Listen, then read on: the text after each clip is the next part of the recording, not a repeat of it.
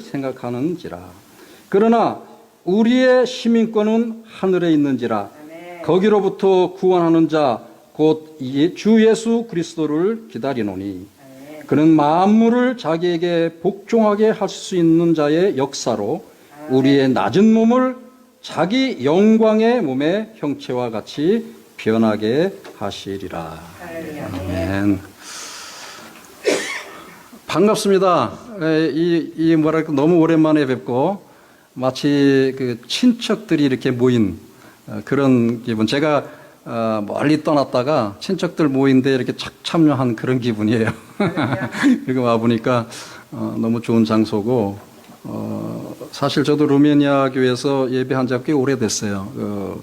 그들은 이 코로나 바이러스가 성행할 때도 막 모여서 예배하고 그랬는데 저는 조금 다른 각도에서 이렇게 생각을 했기 때문에 예배에 참여하지 않고 그냥 협조할 일만 있을 때 이렇게 개인적으로 하고 그랬는데 그래서 이제 한인교회에 가서 스코키 한인교회에 가서 봉사하면서 그렇게 이 기간을 지내고 있습니다. 이제 이 기간이 좀 마무리되면 또 루마니아도 가야 되고 지금 이렇게 해야 되는데 여러 가지 상황이 지금 여의치 않지만 그래도 우리가 말씀 속에서 강건해지고 또 믿는 사람으로서 하루하루를 어떻게 살아야 되는가 이제 그런 것들을 제가 많이 생각하고 소그룹을 모여서 성경 공부도 하고 같이 찬양도 하고 이제 제가 그러고 있습니다.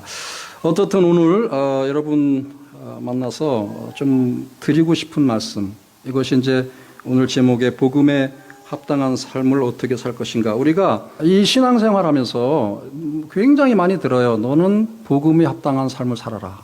하나님의 영광을 위해서 살아라. 그런 얘기는 수없이 듣는데 방법론의 얘기를 정확하게 해주시는 분이 별로 없어요. 네. 물론 성경 말씀에 모든 것이 다 나와 있지만 그래도 어떻게 살아야 복음에 합당한 삶을 사는 것인가. 그런 좀 실제적인 얘기. 제가 선교사로 살면서 많은 사람들에게 말씀을 증거하는 하나님의 말씀을 전파하는 그런 것은 이렇게 할 수 있죠. 그러나 그 사람들이 그러면 어떻게 하란 말이야? 이렇게 질문할 때 이제 그걸 못 해주면 사람들이 좀 궁금해하고 이제 그런 경우가 많은데 선교사들은 사실 복음 전파자지만 그 전파를 하면서도 어떻게 살아야 되는가를 더 자세히 설명하는데 그 설명을 뭘로 해야 돼요? 삶으로 해줘야 그것이 좀 효과가 있고 능력이 있고 저는 그런 것을 삶 속에서 많이 발견을 했습니다. 그래서 오늘 여러분에게 좀 이런 어떻게 사는가 그런 부분을 좀 실질적으로 말씀을 드리고 싶어요. 한번 생각해 보십시오, 여러분. 저같이 선교사 또 목사님 이런 분들은 매일 그냥 사는 게 다 말씀대로 살려고 노력하는 거잖아요. 근데 직장 생활하고 먹고 살아야 되는 일들을 하는 분들은 도대체 어떻게 복음에 합당한 삶을 살 수 있느냐. 이 부분이 심각하게 다루어져야 되는데 첫 번째로 복음에 합당한 삶을 살려면은 자기의 삶의 현장을 지켜야 된다. 저는 그렇게 생각을 합니다.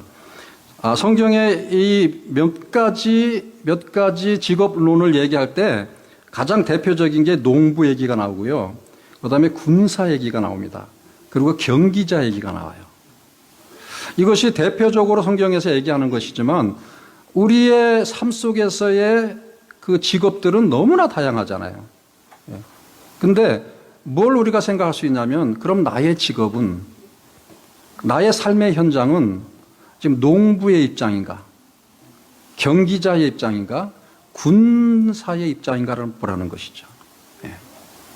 그래서 말씀 속에서 그 농부는 어떻게 살아라 군사는 어떻게 살아라 경기자는 어떻게 살아라 하는 그 어느 정도의 법칙을 정해놨어요.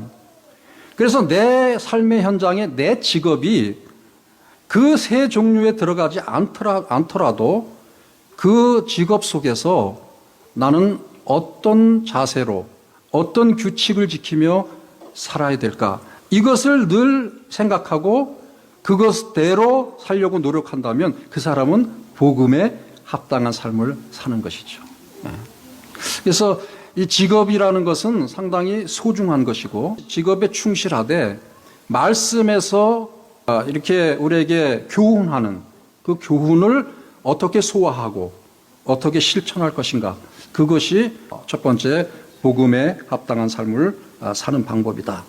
자, 그러면 두 번째는 어떤 교훈을 우리가 받아야 되는가? 많은 생활 영역 속에서 복음에 합당한 삶의 그 어떤 교훈을 좀 받아야 돼요. 그러면 성경이 교훈이 아니냐? 그 전체를 얘기할 때는 뭐 맞죠. 그러나 너무나 광범위하기 때문에 과연 나는 어떤 것을 나의 삶의 현장에서 교훈으로 삼을 것인가? 각자 다 다르겠죠. 그러나 저는 어떻게 교훈을 삼았냐면, 하나님은 생명의 원천이시다.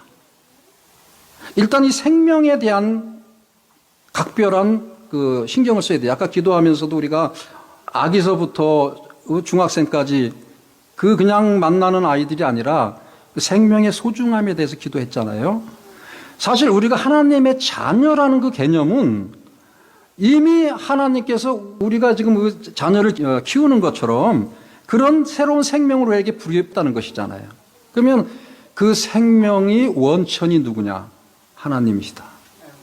이것을 늘 마음속에 생각하며 살아갈 때에 굉장히 우리의 그 삶의 행동이 참 소중해지는 거죠. 그래서 그 생명을 소중하게 여기게 되면 결탄코 이렇게 인종차별이나 또 좀 이렇게 좀 지체가 부재한 이런 분들을 차별할 수가 없어요. 이 세상에 뭐 인권이 어떻고 뭐 자유주의적인 어떤 그 삶의 그런 것들이 법적으로 많이 제정이 되지만 아무리 뭐 법적으로 뭘 해도 정말 가장 그 우리가 존중받아야 할 인권은 이 생명성에 있는 거잖아요. 생명 존중이잖아요, 사실은. 근데 그 생명 존중은 법으로 정하는 그거보다도 더 강력한 게 하나님이 생명의 원천이시다. 우리가 정말 하나님으로부터 생명을 받았다면 그 하나님이 원하시는 그 생명을 가지고 살아야 된다. 이렇게 되면은 그 법적인 것보다도 훨씬 더 소중하게 생명을 사랑할 수 있다. 이렇게 되죠.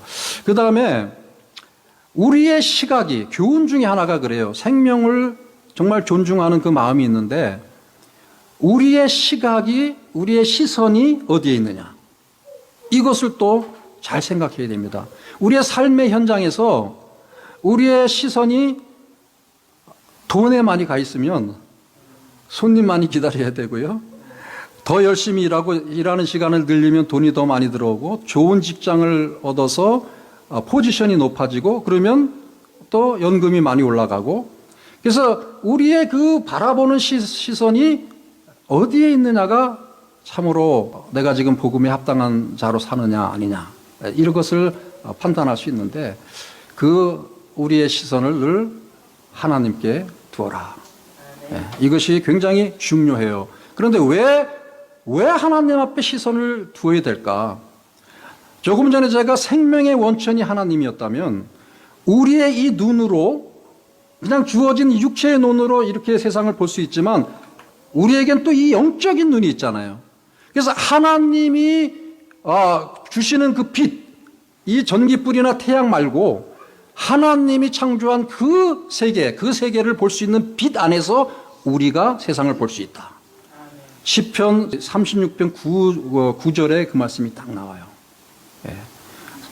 그 생명의 원천이 하나님이고 하나님께서 주시는 그 빛 가운데서 우리가 빛을 볼 수 있다. 하나님께서 세상 창조할 때에 뭐부터 창조하셨어요? 빛이 있으라. 사람들이 그 빛을 이 태양, 어둠과 밝음 이것만 생각해요. 그게 아니죠. 그것도 맞는 거죠. 물질의 세계 속에서는. 그러나 진정한 빛은 뭐냐? 영적인 빛이에요. 우리가 이 눈으로 보지 못하는 거 많은 사람들은 못 봐요. 하나님의 비밀이 어디에 숨겨져 있다 그랬어요? 눈이 있어도 보지 못하고 귀가 있어도 듣지 못하고 생각이 있어도 알지 못한다. 하나님의 비밀은. 그러나 하나님의 자녀들은 그걸 볼 수 있고 들을 수 있고 알 수 있다. 이렇게 말씀하셨어요. 여러분, 하나님의 비밀을 알 수 있습니까? 하나님이 숨겨놓은 그 무엇을 볼 수 있습니까? 아니면 하나님이 지금 말씀하시는 걸 들을 수 있습니까? 이게 지금 굉장히 큰 문제입니다. 복음에 합당한 삶을 사는 사람은요, 그거를 볼 수 있고 들을 수 있고 알 수 있다는 거예요. 사도 바울이 지금 오늘 말씀 속에서 나를 본받으라 이런 말을 해요. 나를 본받으라. 그런데 우리는 그 나를 본받으라 그 말 속에서 사도 바울이 아주 열심히 복음을 전도하고 막 얻어맞고 그냥 그 고통 속에서도 그 능력을 행하고 정말 복음의 그 사도로서 그 열심을 한 그것을 본받으라고 생각을 할 때가 많아요. 여러분, 저도 선교사로서 그렇게 생각을 했었어요. 아, 내가 선교사인데 열심히 해야지. 아파도 참아야 되고 또 저기 가면은 참 힘든데도 그냥 무릅쓰고 가야 되고, 아, 그래야 선교사지. 막 그런 생각을 참 많이 했는데요. 이제 30년 정도 선교사 생활하고 지나니까 나를 본받으라는 그 사도 바울의 말이 다르게 들리는 거예요. 하나님이 우리의 열심, 우리의 노력, 우리의 희생 그런 거 요구하실까요? 이걸 생각을 해봐야 되는 거예요. 하나님이 요구하시는 거는 사실은 우리가 하나님의 영광 속에 우리가 거하기를 요구하시는 거지, 우리 스스로가 뭘 하나님한테 영광 돌린다고 막 엄청 힘들게 사는 그것이, 그러면서 내 스스로 자족하고 자만하는 거죠. 야, 나는 하나님을 위해서 이렇게 살았어. 내 생각이에요. 사실 하나님은 그런 걸 원하시지 않습니다. 하나님이 누구신가를 분명히 깨닫고 하나님이 주시는 그 생명의 원천 속에서 하나님이 주시는 그 빛 가운데서 하나님의 은혜를 누리는 삶을 하나님이 원하시는 거지, 우리가 뭘 열심히 해가지고 하나님께 영광 올린다고 아무리 힘겹게 싸워도 되는 게 아니에요. 농부와 군사와 경기자는 하나님의 방법대로 사는 그것을 말씀해 주는 거지, 우리가 얘기하는 이 세상살이 속에서 막 무조건 열심히 달려서 이겨야 되고 열심히 노력해서 막 열매를 많이 거둬야 되고, 또 군사처럼 아무런 그 신경 쓰지 말고 그냥 하나님 명령하시는 대로만 무조건 따라야 된다, 이런 세상적인 시각으로 말씀을 대하니까 굉장히 편견적이에요. 이 기독교 신앙생활이 화평하고 사랑이 넘치고 은혜가 넘치고 가만히 있어도 정말 저 사람은 저렇게 왜 행복할까, 이런 것들을 사람들한테 보여줘야 되는데 뭘 열심히 해야 하나님이 축복해 주시는 것처럼 막 좋지 않은 그런 인생, 그렇게 되니까 일반 사람들이 볼 때 당신들 사는 모습이나 우리가 사는 모습이나 뭐 별 다른 게 없고, 다만 주일날 당신들은 교회 가서 예배 드리고 우리는 놀러 가고 뭐 그런 것만 다르고, 뭐 술, 담배라든지 도덕적이라는 거지 뭐 이런 것들만 당신들이 더 잘하는 것 같은데 뭐 그게 뭐 그렇게 중요해. 사람들이 그렇게 생각할 수 있다는 거예요. 우리는 지금 믿는 자로서의 삶의 영역을 좀 바꿔야 되고요. 그 다음에 그 삶의 영역 속에서 살아가는 방법을 좀 바꿔야 된다는 것이죠. 우리의 삶의 현장이 먹고 사는 문제에 부딪힐지라도 나의 관점이 하나님의 영광에 가 있으면 이미 우리는 행복한 자입니다. 아무리 고생을 해도요, 나는 영광된 존재다.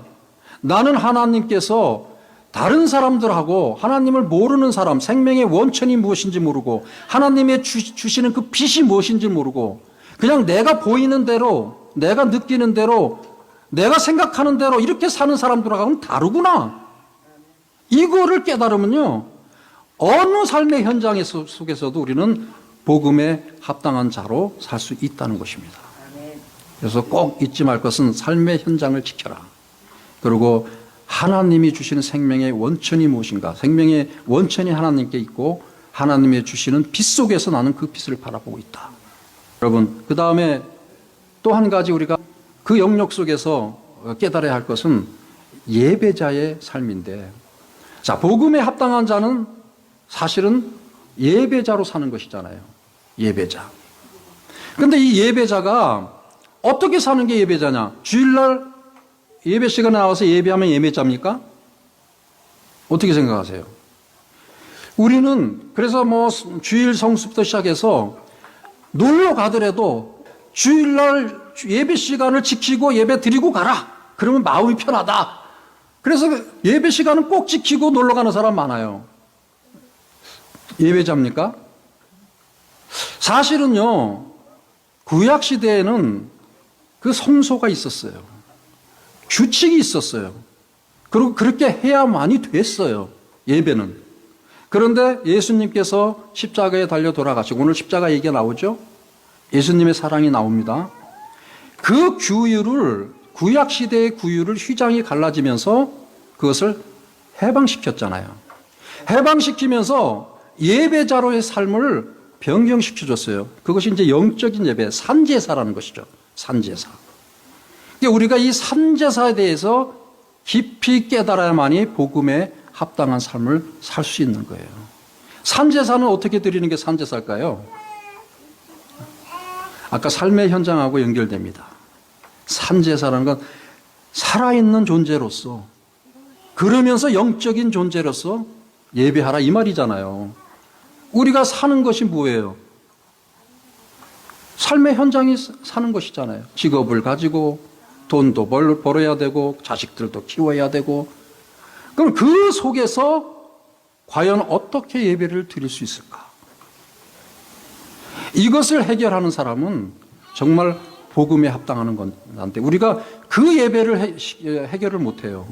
삶의 현장에서, 가정에서, 또 만나는 사람들과의 모든 관계성 속에서, 그 속에서도 예배자의 모습이 보여야 되는데, 삶이 따로 있고 돈 버는 일이 따로 있고 직업이 따로 있고 교회에 나와서 예배 시간에 예배 드리면 그게 예배자다 하는 그것이 오히려 복음에 합당한 삶을 좀 흐트려 버리는 그런 하나의 예배 규정이 되어버렸죠.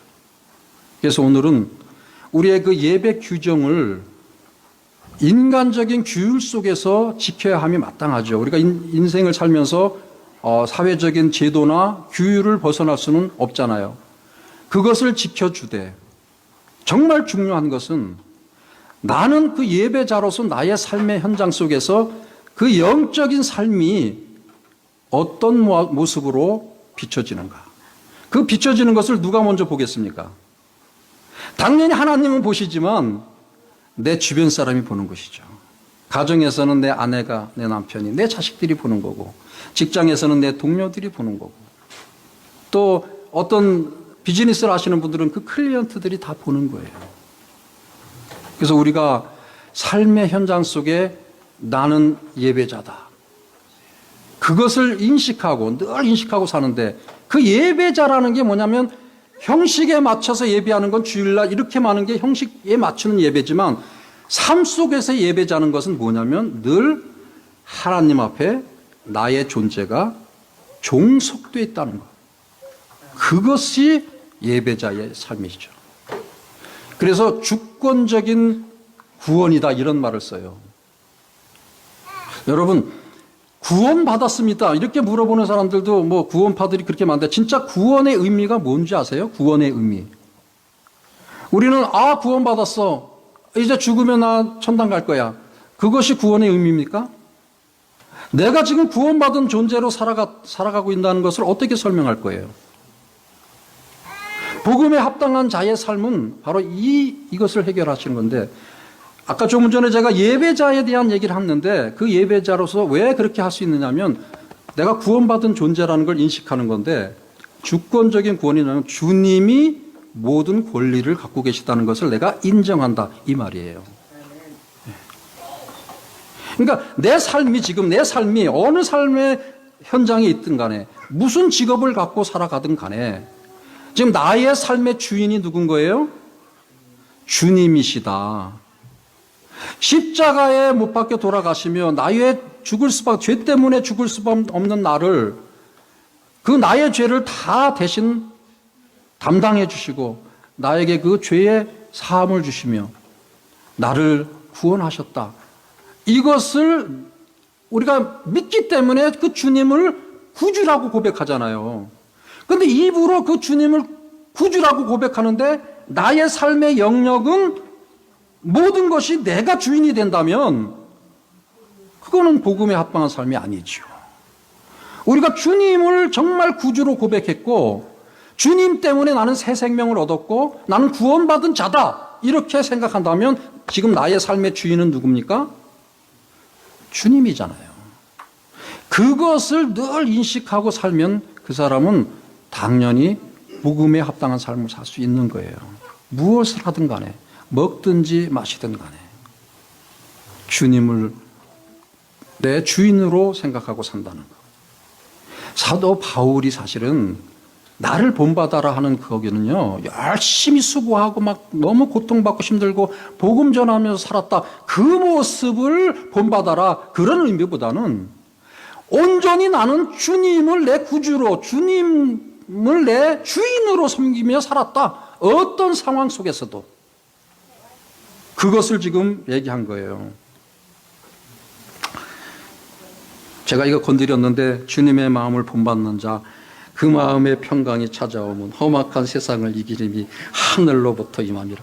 어떻게 딱 눌렀는데 이 찬송이 딱 뜨네요. 뭐 나중에 부를 건가요? 끝나고? 예, 마지막 찬송 부르는 건데 정말 이 목사님이 제 제목을 알고 이 찬송을 딱 찾아 놓으신 것 같아요. 다음에 부르려고. 그런데 정말 그렇습니다. 예, 주님의 마음. 그 아는 것도 중요하지만 그분이 정말 주가 되시기에 나를 굴복하고 복종하는 그런 삶. 바울이 그 삶을 살았다. 그래서 나를 본받아라 이렇게 얘기할 수 있어요. 우리는 모르겠어요. 제가 이제 선교사 생활하면서 선교사들도 양육하고 파송하고 또 교회에서 뭐 제자들도 훈련하고 뭐 이렇게 했지만 나를 본받아라고 얘기할 수 있는 그 정도의 그 수준이 안 되잖아요. 바울은 그게 된 것 같아요. 그래서 위대한 존재구나, 위대한 신앙의 선배구나, 저는 그런 걸 늘 생각하는데 오늘 말씀 속에 이 바울이 나를 본받으라고 얘기하면서 나중에 이제 하늘의 시민권 얘기를 해요. 하늘의 시민권 얘기를 해주고 그 다음에 이 썩어질 몸이 영광의 몸으로 바뀐다. 이 말씀을 제가 읽고 준비하면서 놀라운 그 소망이 생기는 거예요. 여러분, 우리가 복음에 합당한 자는 지금까지 우리가 주님을 다 구주로 모시고 다 했는데 가장 핵심적인 게 뭐냐면 하늘의 소망을 두고 사는 자구나. 전 그걸 깨달았어요. 이 세상에 아무리 큰 즐거움, 이 세상에 돈을 아무리 많이 벌고 뭐 대통령이 되고 해도 하늘의 소망이 없단, 영원한 생명, 우리 주님과 정말 영원한 그 천국 생활을 할 수 없는, 그거에 대한 꿈이 없고 그거에 대한 소망이 없다면 글쎄 행복할까 이런 생각이 드는 거예요. 그 사람들은 복음을 모르는 거죠. 그러니까 우리가 복음을 아는 사람으로서 복음에 합당한 삶을 사는 존재, 하늘의 소망이 있구나. 아멘. 왜? 하늘의 시민권을 갖고 있으니까. 미국 시민권 받아도 좀 뿌듯하죠. 우리 제 아내는 뭔가 잃은 것 같으대요. 오히려 잃은 것 같으대. 뿌듯한 게 아니래. 그러면서 그 선서하는 순간에 나는 하늘나라의 시민권자로서 하나님의 나라를 위해서 내가 뭘 했나, 그걸 생각했다고 그러더라고요. 어떻습니까, 여러분? 그런 생각을 할 수 있는, 그거 참 귀해요. 제가 그 글을 읽으면서 참 귀하다. 왜냐, 우리가 선교사로 갈 때 이제 몇십 년 전이잖아요. 그때 저 사람이 캐나다 영주권자였어요. 그 초창기 때 한 30년 이전에는 캐나다 이주 가는 게 상당히 한국의 로망이었어요. 어쩌면 미국보다도 더 좋아했어요. 캐나다로 이민 가는 것을. 그런데 제가 캐나다로 안 가고 결혼하고 와이프한테 가서 캐나다에 살아야 되는데 하나님께서 저를 선교사로 불러주신 거예요. 그럼 어떻게 돼요? 아내가 저를 따라와야 되잖아. 네. 바늘 가는데 실이 안 갑니까? 남편이 가는데 아내가 가야죠.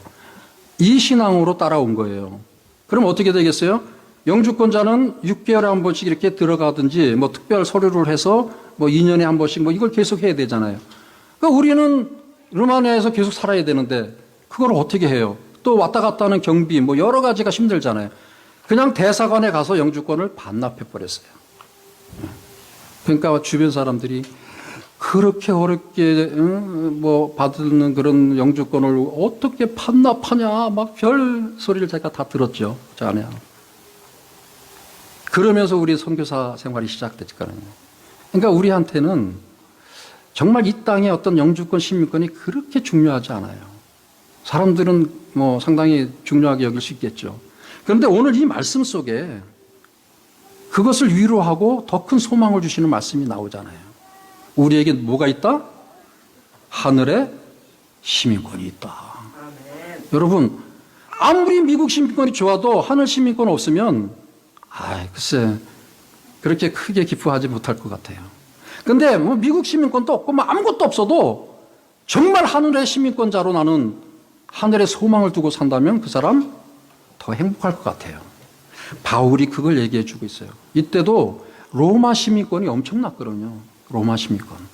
로마 시민권 있으면 죄인도 이렇게 막 풀려나고 막 그랬잖아요. 로마 시민권 없으면 굉장히 핍박을 당하는 그런 시대였잖아요. 그렇기 때문에 바울이 시민권 얘기를 하는 거예요. 바울은 사실 로마 시민권자였어요. 그래서 그 때문에 뭐 여러 가지 득도 본 그런 복음 사역하는데 좀 좋은 면도 있었지만 바울이 주장하고 싶은 건 로마 시민권보다 더 좋은 것이 하늘의 시민권이다. 이걸 지금 얘기하고 있고요. 그 다음에 맨 마지막에 이 주님이 얼마나 영광스러운 그런 분이냐. 인간의 육신으로 왔다가 부활하실 때 어떤 몸으로 부활하신 거예요? 인간의 우리의 육신은 썩을 수밖에 없잖아요. 다 흙으로 돌아가요. 예수님은 영광의 몸체로 부활을 하셨다고 그래요. 영광의 몸체로. 그럼 우리 지금 예수를 믿고 하늘의 소망을 두고 하늘의 시민권자로 살아가는 사람들의 몸은 어떻게 될까요? 나중에 예수님이 오시면. 우리도 예수님과 동일한 영광의 몸체로 바뀐다. 저는 이걸 믿습니다. 정말 우리가 이 부활의 소망, 이 썩어질 육체가 주님과 같은 영광의 몸체로 바뀐다는 이 소망이 없다면 다른 것 다 믿어도요 별로 삶에 낙이 없어요.